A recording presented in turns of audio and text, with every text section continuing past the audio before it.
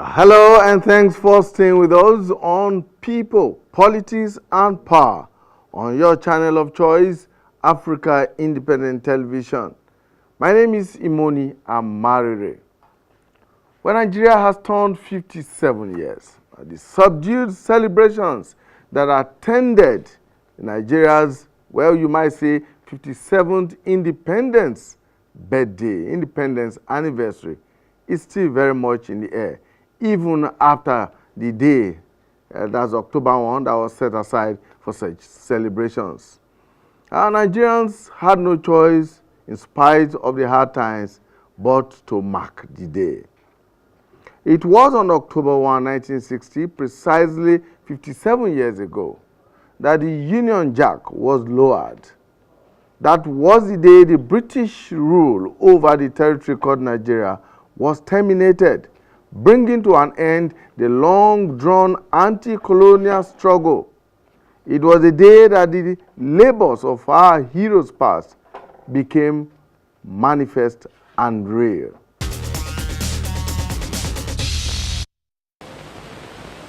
If Nigerian leaders and our British partners are to prove themselves worthy of their trust, now is the time for us solemnly and truly to dedicate ourselves to seeking the greatest good of the greatest number of our people in Nigeria.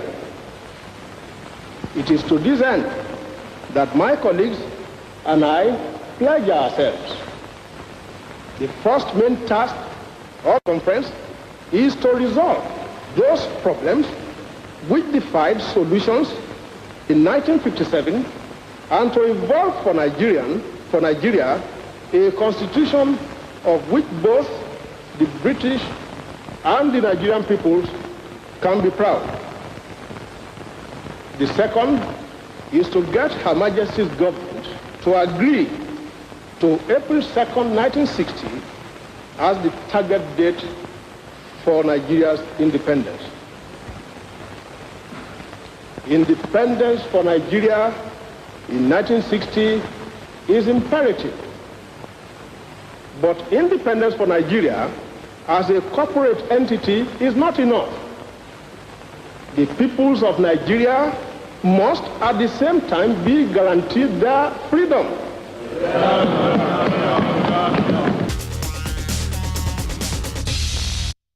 When we hear the world crying out for peace, we may receive the inspiration to deal with these intractable problems and be able really to devote all our resources to the advancement of mankind by applying those eternal truths which will inevitably persist long after we ourselves are utterly forgotten. Thank you, Mr. President.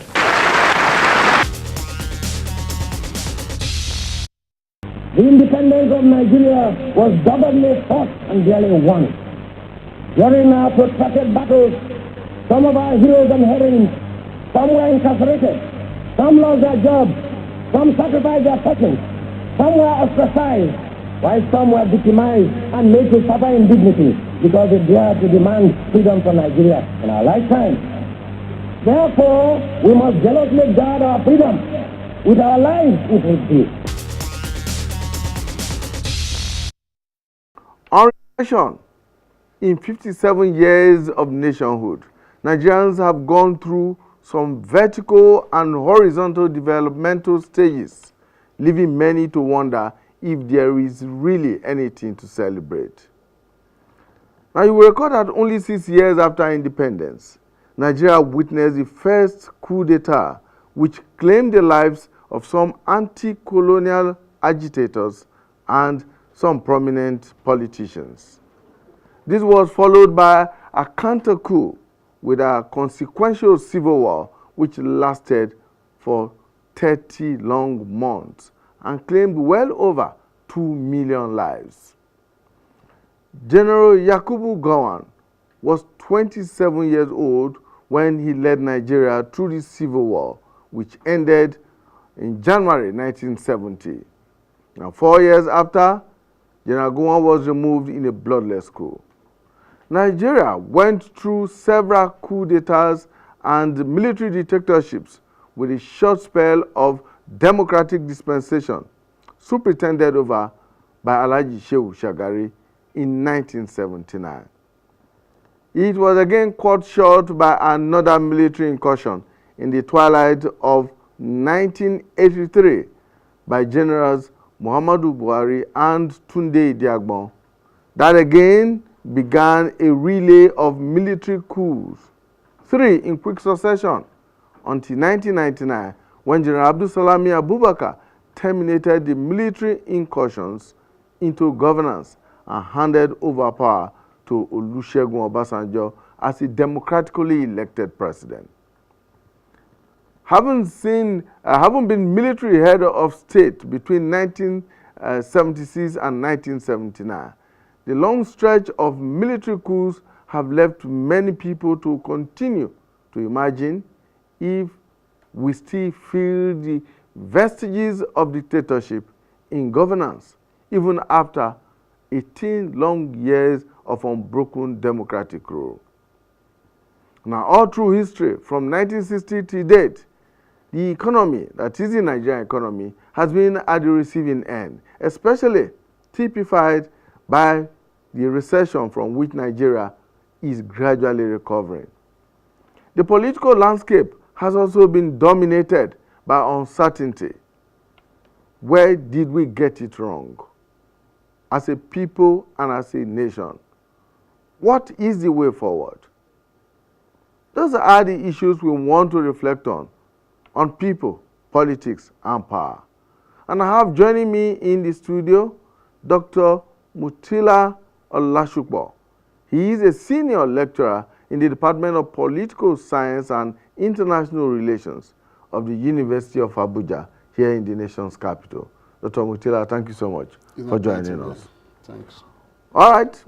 It is a known fact that agitations by different groups have dominated Nigeria's political landscape, even from the pre-colonial era.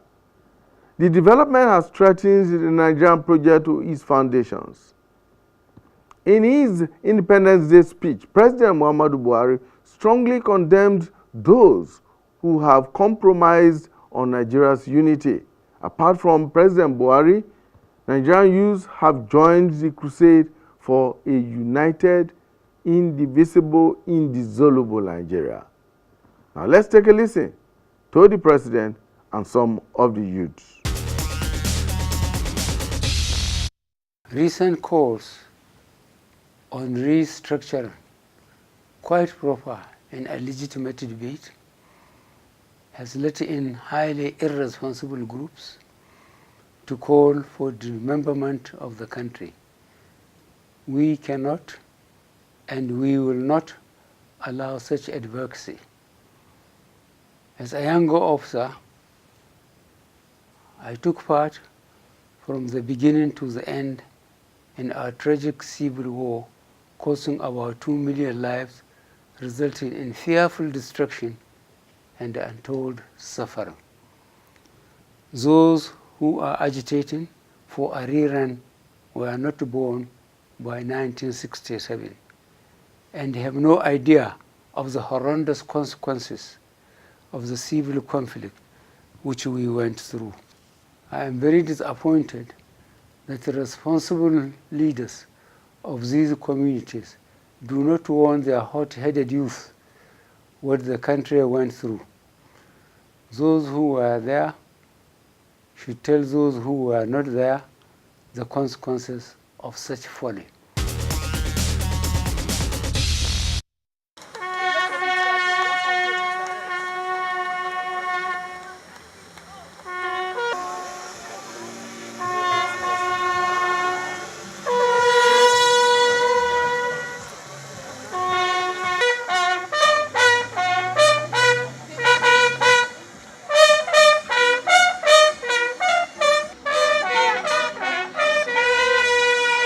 What we did today is historical in the sense that we brought bikers from every club to ride for the unity of Nigeria. We are riding against hate, we are riding against injustice, we are riding against tyranny, but we are also riding for unity. That's the significance of today. Nigeria of our dream. The Nigeria we need is the united, indissoluble, and cohesive Nigeria, which guarantees equity, fairness, justice, and prosperity for its citizens. That is our focus on people, politics, and power. It is fresh, insightful, impactful. It's a must-watch. People, politics, and power on AIT. Join us to build bridges of unity. Well, the Nigeria Labour Congress, the NLC, on Monday renewed its call for the federal government to set up a platform that will facilitate dialogue on Nigeria's many challenges. The Labour body spoke at its annual Independence Day Symposium and rally here in the nation's capital, Abuja. Devolution of more powers and resources to the state can only make sense if there is good governance. Because the fact is also very obvious. Despite the bailout, despite the Paris Club reform, and despite a lot of intervention, the challenge, especially in some of these tiers of government, is actually lack of accountability. And particularly, we can refer to many states, which is not because of resources, but essentially because also their priority is not about how to make the country work, and also how to make people the center point of our policy. Welcome back. Let's move on now to our interview, and we have very much in the studio Dr. Mutilaa Olasupo. He is a senior lecturer in the University of Abuja here in the nation's capital. He actually teaches political science and international relations. Thank you so much for joining us. It's my pleasure to be here. 57 years of independence, 57 years of nationhood. Yeah. A 57-year-old man, many will say, has gained maturity. After 57 years, is Nigeria a matured state? Yeah. As a matter of fact, I would like to start by trying to distinguish between a nationhood and to be the 57 years as a human being. 57 years is actually a very interesting year, a big year for an individual. You know, if an individual has not matured at 57, then it is very important to leap to conclusion that such an individual is a fool. But when it comes to nationhood, 57 years is still a very small years compared to other nations that have been in existence for the past 200 years. So we can say that Nigeria is still on the path of maturity. We can say that we have matured for the fact that if you look at all the events that has taken place in Nigeria, it's very important for us to look at this chronological analysis on daily basis. We shouldn't wait until October 1st before we assess ourselves on what we have done wrong in the past and try as much as possible to correct such abnormality in our polity so that we'll be able to move forward and try as much as possible to attain sustainable development that we have been aspiring for since 1960. Yeah, at bed in 1960, October 1, 1960, there was hope. There was a lot of hope. Yeah. And many people, including our founding fathers, expressed a lot of hope, and that was seeing the kind of potentials that we had as a nation. What happened to those potentials? That actually reminds me of what we knew about events that unfolded in the 60s. You know, in the 60s when Nigeria became independent, it was a great and exciting moment for the entire Nigerians then. And at independence, we had a very booming economy, to the extent that our economy was actually rated as one of the best in the Africa, even one of the best in the entire Caribbean and Latin America. And Nigeria was actually on the lead when it comes to developmental projects. You could recall that we had the first television station in the whole of Africa, Caribbean, Latin America, the first stadium, everything. We are on the path of development. But what happened? Within a decade, we lost all these opportunities due to all sorts of debilitating factors, which, if time permits us, we are going to look at them one after the other.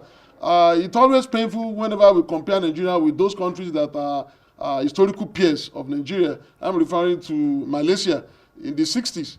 You know, Malaysia attained its independence in 1957, while Nigeria attained its own in 1960. So the erudite scholars of political science consider the two countries as historical peers because we attained independence from the same Great Britain. So at 60, Nigeria was far, far ahead of Malaysia and some other countries that we look up to today, to the extent that International Monetary Fund rated Nigerian GDP to have increment of 10% on yearly basis, which was very, very fantastic at that time.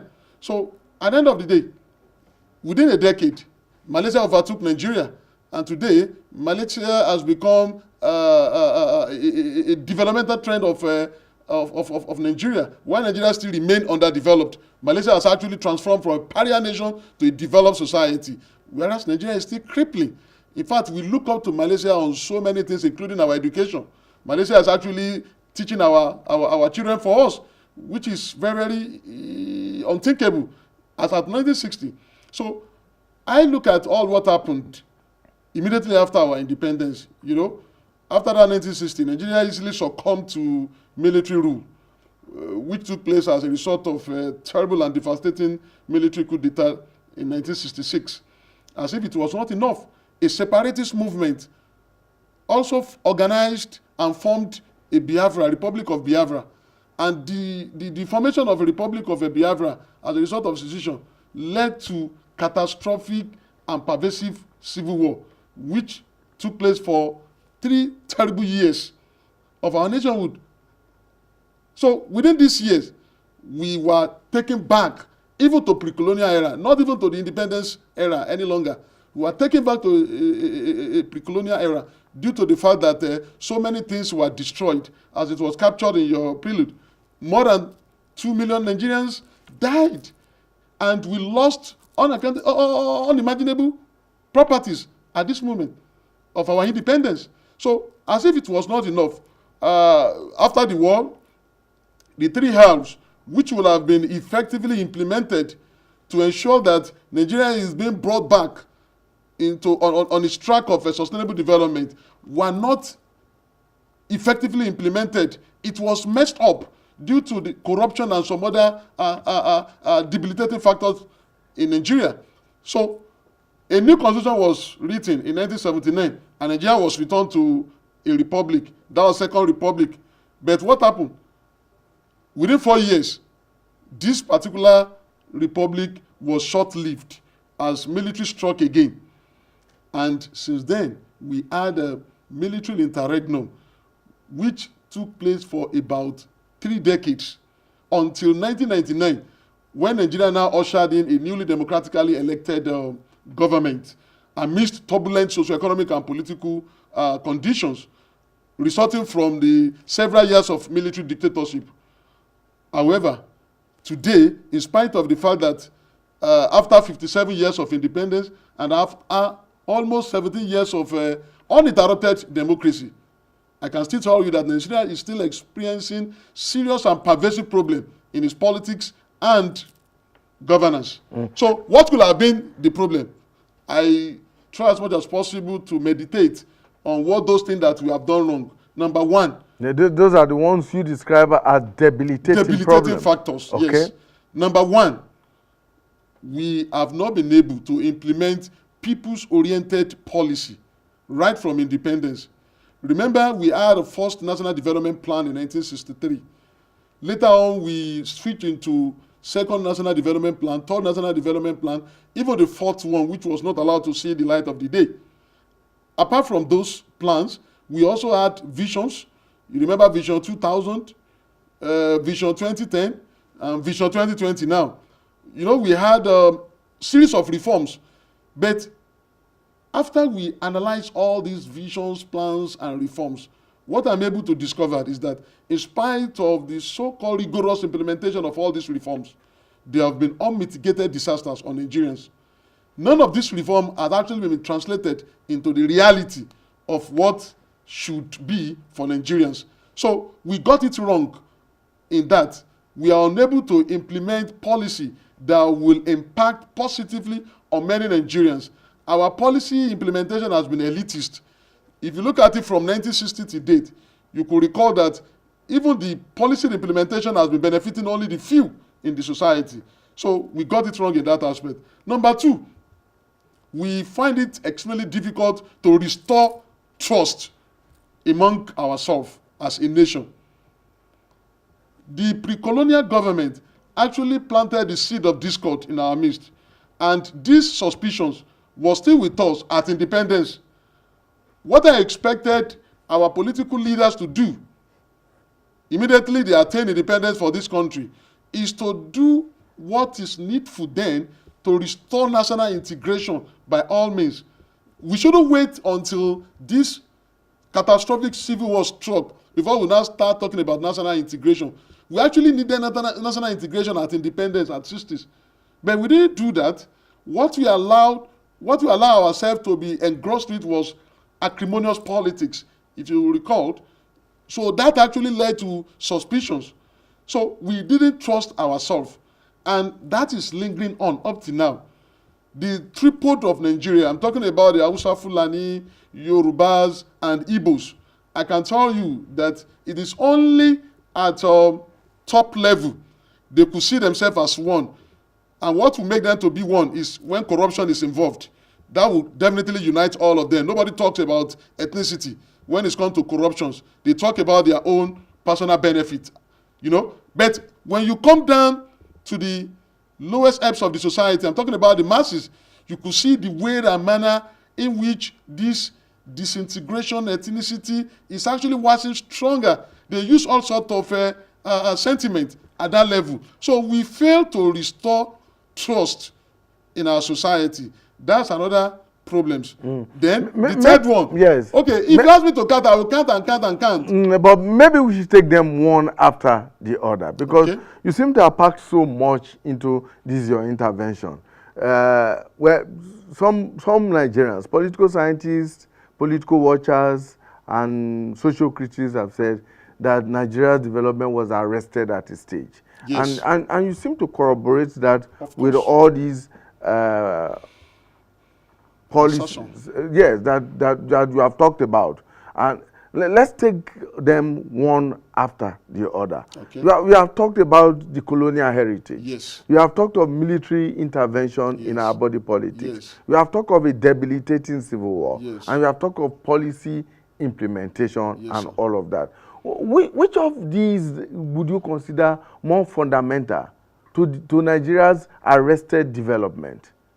As a matter of fact, to me, the very first one that actually begat all other problems was the military intervention into Nigerian politics.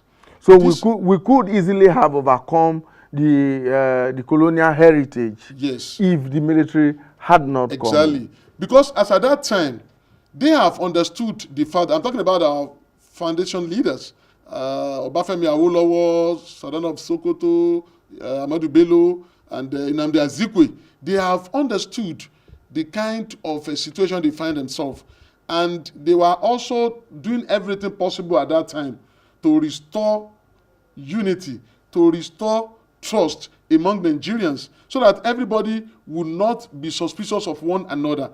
So that was what they were doing at independence before the military struck. That military intervention, the first military intervention in 1966, was unexpected and it was unnecessary because there was no reason for it at all. So with that, military have been given the opportunity that politics was sweet and they refused to go. And it was the military that bastardized our political system. I'm talking about the federalism. Today, we are agitating for restructuring.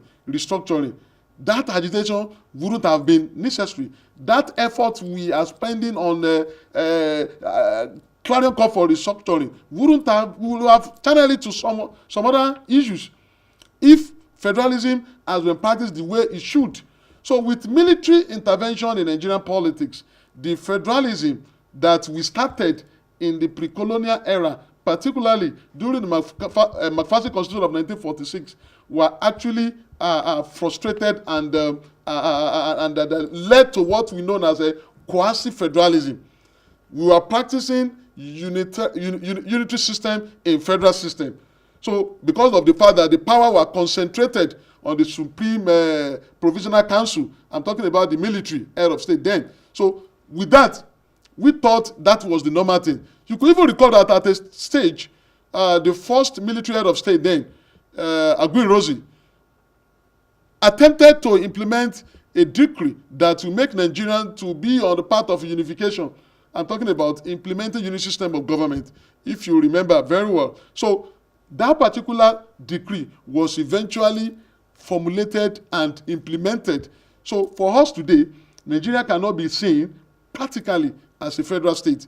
Nigeria is actually a unitary state and claimed to be a federal state. Though your argument is that the military intervention seemed to have altered Nigeria's federal nature and structure. Exactly. And that has had an adverse effect on our developmental progress up to today. Exactly. But opponents of that school of thought will argue that we have had enough time after the military departure from power to have corrected all of these anomalies and then put Nigeria on the path to a truly federal state and to true greatness as a nation. Exactly. Actually, when you look at the way and manner we restored democracy in Nigeria in 1999, you will agree with me that it was already prepared, as if we were in haste to experience democracy. And it was understandable at that time because of a series of events that took place before 1999. You could recall the death of MKO, which nearly split the country. You could recall the death of General Abacha himself, which was also a very terrible blow to our polity. You could see all these events were understandable that if care was not taken then, Nigeria would have been disintegrated at that time because of the tempo of Nigerians, particularly the Yorubas and the Hausas at that time. And it was in the midst turbulent socioeconomic and political condition that Nigeria ushered in newly democratically elected government in 1999. However, I would have expected the government in Nigeria since that 1999 to have done what is needful in restructuring Nigeria into real, practicable and pragmatic federal state that we ought to be. But constitutionally, we may not be able to do that because the 1999 constitution had a lot of lacunas. There were constitutional lacunas which need to be taken care of, which need to be amended before anything of such could take place. Couldn't we have done that in 18 years of democratic? Of course, we could have done that. You could recall that former President Olusegun Obasanjo made effort in 2005, 2006 or thereabout to organize a constitutional review committee through Confab and the rest. But because of one agenda, because of the fact that he couldn't achieve his own fundamental aim of convening such constitutional review, the whole exercise was actually jettisoned. That actually made us not to have the opportunity of reviewing the Constitution, because the 1999 Constitution is actually due for review. It is not a constitution that we should be operating with in the 21st century. And because of the system Nigeria is operating with, we are operating presidential system of government. And the presidential system of government, our constitution is rigid. When you have a rigidity of constitution, it is expected that the amendment of such constitution is not an easy task. So I'm using this opportunity to urge the 8th National Assembly to do the needful and facilitate the effort of review this constitution before their tenure lapse. Are we being honest and genuine about reviewing this constitution? Because, like you said, this is the 8th National Assembly. Yep. The 7th, the 6th, the 5th, and even the 4th had an opportunity to do a lot more fundamental work on the constitution. Are we seeing personal interest and agenda playing out here in the review, in the amendment of the Constitution? You know, earlier on, I was trying to enumerate all the debilitating factors that actually frustrated and still frustrating Nigerian developmental trajectory. But you cut me short. I would have mentioned that impunity is one of them. You see, the current political actors in Nigeria, what I've understood about them is that anything that will not favor them personally, they don't seem to be interested in it. And I see Nigerian current political leadership in a very different way. Currently, Nigeria is actually characterized by the dominance of unstable personalistic leadership who often pursue their selfish, nefarious, pervasive, and even atrocious interests at the detriment of many Nigerians. That's why you see that in most cases, if they come up with any policy, that policy is designed to favor them. And anything that will not favor them as an individual, they will not pick interest. When the issue of constitutional review comes up, what they are trying to inject and incorporate in such process is creation of state, particularly the governors. And all those who are aspiring to be governors, everybody want to have more state. You could see the way people are agitating for creation of state. Unfortunately, even the current 36 states we have in the federation, many of them were not viable. Tell me, how many states are viable that will now be asking for creation of more states? What are we going to do with the creation of more states? What are we going to do with it when the one that we have on ground were not even viable? Many of them cannot even pay salary, when they cannot even carry out any important project. So why must we be having many states? And that is what will interest the governors and other people that are aspiring to be governors. You see, by the time we put aside our selfish interest, by the time we stop doing things, implement policy, carrying out public offices based on our own caprice and whims, I think that's the time we can say that we are on the path of sustainable development. The cry for restructuring, restructuring seems to be the swan song these days. Yes. For many of those who are agitating for restructuring, it seems as if it's a magic wand. Once you carry out restructuring, Nigeria's challenges will go away. Exactly. Is this a correct perspective? It is not. In fact, I can emphatically say that many of the people agitating for restructuring today, they don't even understand what restructuring means. That is my challenge with some Nigerians, some analysts. When you talk about the restructuring, if you ask Nigerians now, we have various perspectives about restructuring. An Hausa man has his own different meaning of restructuring. A Yoruba man has his own different perspective. If you ask an Igbo man to come and tell you, what do you mean by restructuring? He will not have anything tangible to say. That is the problem. But in my own opinion, restructuring simply means clarion call to restore to federalism. And these are the things that the current government can actually do without necessarily organizing another talk show that some people are clamoring for, Confab has now become an industry that everybody wants to hit out of it. Of course, if you have been nominated as a delegate, you could be rest assured that certain millions of naira will definitely come to your pocket. So I'm not blaming those who are agitating for Confab, that we need to come together, we need to dialogue, we need to talk. What are you talking about? What is there that you want to talk about that people have not talked about in the past? All we need to do is for the government to start doing the needful. We don't need to call any talk show for us to do what is expected. What is that needful? Thank you so much. I want to tell the current government to make sure that the implementation of federal character principle, which has been there for a very long time, need to be resuscitated. That implementation need to be resuscitated. It seems we have deviated completely when it comes to federal character principles. The federal government need to ensure that federal character principle is being brought back to life. If we do that, it means we are going to ensure politics of inclusion.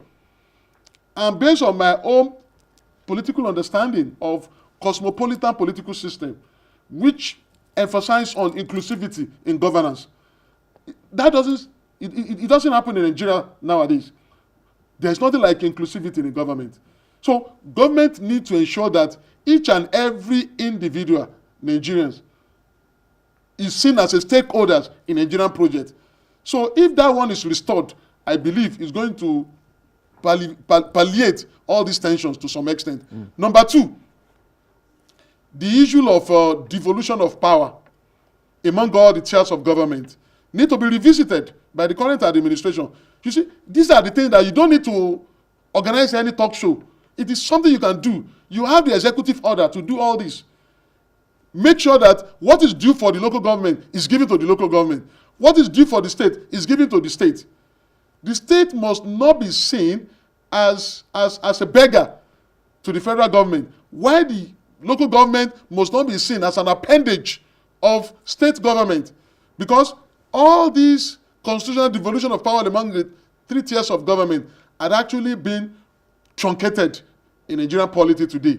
That's why you see that in some local government, for the past 17 years, they've never had election more than once or twice.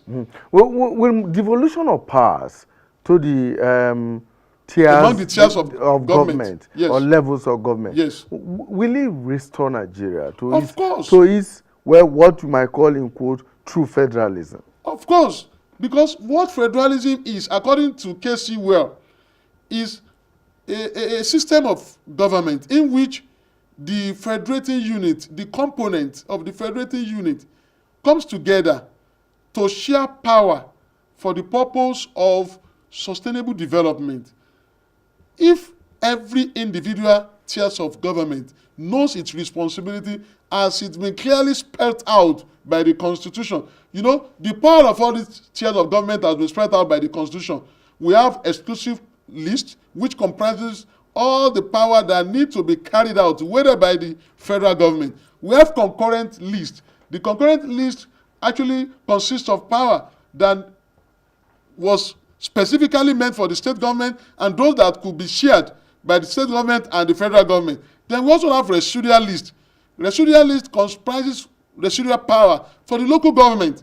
So by the time everybody knows its limits, knows its powers, and you don't go out of your boundary, you do things within the conditionality prescribed by the constitution of your country, constitution of the land, I believe we will definitely restore ourselves back to federalism. And it's a gradual process. Yeah, the current constitution review process going on at the National Assembly and at the state houses of assembly. Yep. Can it not do this which you are advocating? Of course, that's exactly, that's why I said earlier on. Any fresh confirm? No. Even the executive interference? I've actually cleared that we don't need any confirm, we don't need any talk show, because me, I don't call it confirm, I call it talk show. Just to come and talk and get something in your pocket. Just like I said earlier on, it has become an industry. That's why you see many people, if you ask, what do you think can solve Nigerian problem? They say, let's come and discuss. Let's come and talk. What are you talking about? What are you discussing? These are the things that government should do. Constitutional process, the amendment of the constitution is ongoing. Let's facilitate. What are those things that is delaying it? Why can't he be hastened? Why can't he be serious about it? So was the president right when he said in his Independence Day broadcast that such agitations and calls for restoration should be channeled to the National Assembly, to the representatives and National Assemblies? Yes, he was actually right, and he spoke the mind of many Nigerians, particularly the intellectuals who knows about Nigerian project, who also meant well for Nigerians. You don't need to call for secession before you make your grievances known to the government. You don't need to disrupt the peace of the society before people know that you are marginalized. What you need to do is to present your grievances. You have your representatives, because the issue of marginalization is even a contentious issue. Who is marginalizing who? That's the point. Who is marginalizing who? When you are in government, when you have your representative there, when you have the person you ascribe certain respect for in government, you don't feel marginalized, even though your area, your family, your relative are not taken care of. But the moment somebody you detest comes to power, then you start shouting marginalization. So who is marginalizing who? So the point is, let us make our grievances known clearly. Let it be spelled out. What is our problem? If you ask those people who are agitating for Republic of Biafra now, I can tell you that you will get millions of answers about what do they want to do about Biafra without having any congruent response about what actually they mean by Biafra. They don't even know anything about Biafra they are talking about. Because as far as I'm concerned, Biafra is dead as far back as 1970. So if anybody is talking about Biafra now, he's wasting his time, wasting his energy. If anybody is talking about Odua Republic now, it's actually suffering from diarrhea of mouth. So all these things cannot hold any water. What we need to do is to come together. If you have any grievances, go to the legitimate channel. You have your own representative in the House of Assembly. You have it in the House of Representatives. You have it in the Senate. Why can't you try as much as possible to organize yourself within your constituency and present your grievances to your representatives and wait if you refuse to do what you expected of him? You have the right, you have the civic responsibility to do the same they are doing to Dino Melaye, although we are waiting to see how it's going to unfold in the next few weeks. All right. Now, Doctor, let's look at some other arguments that have been made.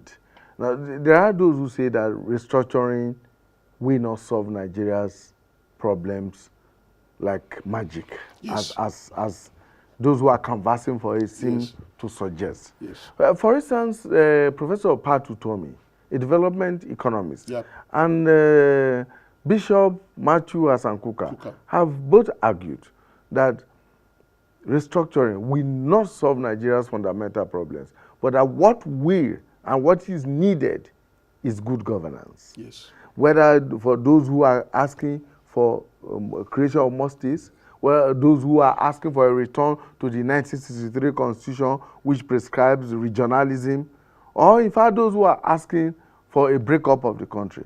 These are not the challenges of Nigeria, but that what is required is good governance. Yeah. Well, because if even if you break Nigeria into 100 states, or 6 regions, or 20 regions, If there's as the no case good may be, governance, it's still the same if thing. good governance is not there, even at the lowest of the levels, that we will not get out of what we are Yes. at the moment. Is that a I actually reflection agree of with your those thoughts? opinion leaders. And that has been my position all these years about Nigeria as a nation. You see, it is highly unfortunate that today many Nigerians find it extremely difficult to differentiate between good governance and democratic dividends. We've not been able to differentiate between the two. They are not the same things. When we talk about the good governance, it is what is expected of a government, whether democratic government or military government, in the sense that you are expected to deliver service to your people. You are expected to provide service for your people. And when you do this, that will definitely bring about good governance. Could you believe that there are some country in some country that we tag as autocratic government, but yet there's good governance in such countries. And there are some countries that have been tagged as a democratic government, but they don't have good governance. So, in my own view, the issue is, if you are to achieve good governance, it means the attitude of our leaders has to change. Presently, the composition of leadership in Nigeria, with this current attitude, I don't think we can attain good governance. That's why those who are calling for restructuring of the country, they should have channeled their energy to cover the restructuring of attitude of our political leaders. It is the attitude that is very important. Today, our attitude is terrible. Today, we see government as a quickest way of making money. When you assemble Nigerian millionaires, the so-called millionaires in Nigeria, when you assemble them, you realize that 90% of them have actually held political offices in the past. So how will you consider them as a rich person? It means they are only rich with Nigerian funds. That is the problem we have. Why can't we change our attitudes? Why can't we make sure that we develop a system that will checkmate the excesses of each and every one of us? Why are we not stopping this impunity? Why is it that if a person has been charged as a corrupt person, why is it that we always make sure that he doesn't face the wrath of the law. That is what is obtainable now. Oh. In as much as we don't do this, forget about good governance. It will not happen. So when there's no good governance, then the country cannot move. There's also the school of thought that says that those who are agitating and actually championing the cause for restructuring have an eye on more resources for perhaps the smaller units that may be carved out when this happens. Now, what is the correlation between more resources and development? You don't necessarily talk about resources before you now talk about restructuring. And that tells you about the level of insincerity of those people that are agitating for restructuring. And the issue is resources at times may not necessarily determine the development of a nation.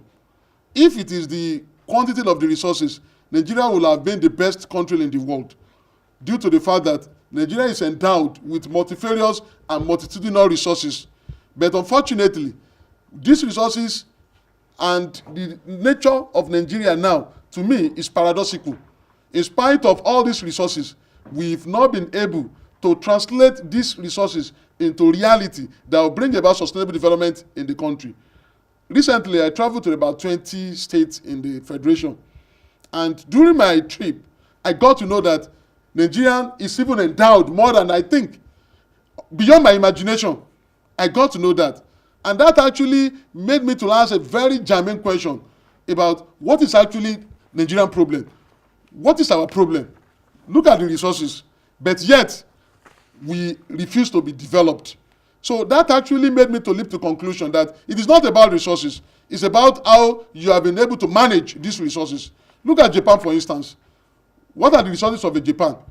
In terms of human resources, in terms of material resources, what Japan has, Japan is zero. But they used their human resources to transform their society. The same thing applicable to South Africa that we've been considered as our competitors in the African region, even though it will be very unimaginable for anybody to be comparing Nigeria with South Africa. As far as I'm concerned, South Africa had actually gone far ahead of us. South Africa has no as much as material resources as we have in Nigeria.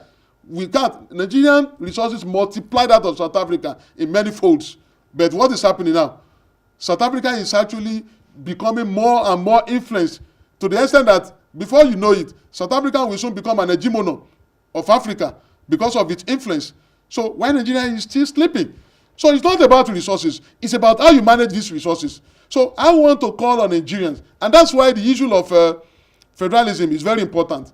You could see in the 60s, when all these regions were given the opportunity to tap their resources and make use of it, explore it, and make use of it by themselves. All you need to do is just to remit maybe certain percentage to the federal to make the federal goals, because federal government is to protect the territorial integrity of the entire country. When it comes to the issue of defense and bilateral relations, that should be for the federal government. But when it comes to the issue of discovering the resources, making best out of the resources, it's for the people, because resources belong to the people. The federated unit are the one that's supposed to be doing that.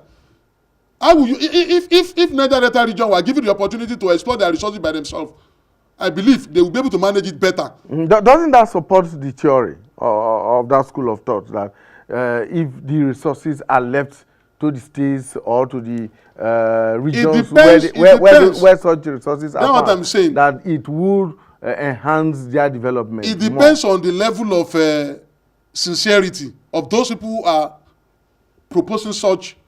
You understand? It is the level of sincerity.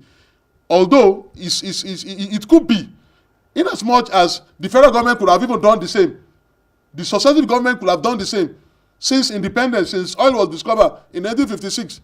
I was watching a program just yesterday about Oloibiri, where the oil was firstly discovered in 1956. It was stated in the early 2000s that they were going to build a research center at that Oloibiri. I can tell you up to date, no research center has been built. You could see that's a promise failed, and there are so many of such failures in our system today, which means had it been the successive government in Nigeria have been doing the needful, Nigeria would have been rubbing soldiers with the so-called developed countries in the world today. Nigeria wouldn't have been crippling at 57. Nigeria will have attained sustainable development. Nigeria will have been able to feed itself. The issue of acute unemployment, blatant corruptions, and of course, unimaginable spate of insecurity wouldn't have been our gains of, after 57 years. Okay. All right. Dr. Mutila Olasukpo has been my guest. He is a lecturer in the Department of Political Science and International Relations at the University of Abuja, here in Abuja, the Nigerian capital. And we've been looking at Nigeria at 57 and, of course, the way forward. What does the future hold for us? Well, he says that future lies in the hands of Nigerians, you and I. So go out there and do your very best for Nigeria. Attitudinal change, that is what he's advocating. Attitudinal restructuring, that's what he's saying will do the magic. My name is Imoni Amare. Please join us again when we bring you a fresh edition of People, Politics, and Power. Dr. Olasukpo, thank you for joining us. Thank you, sir. It's my pleasure to be here.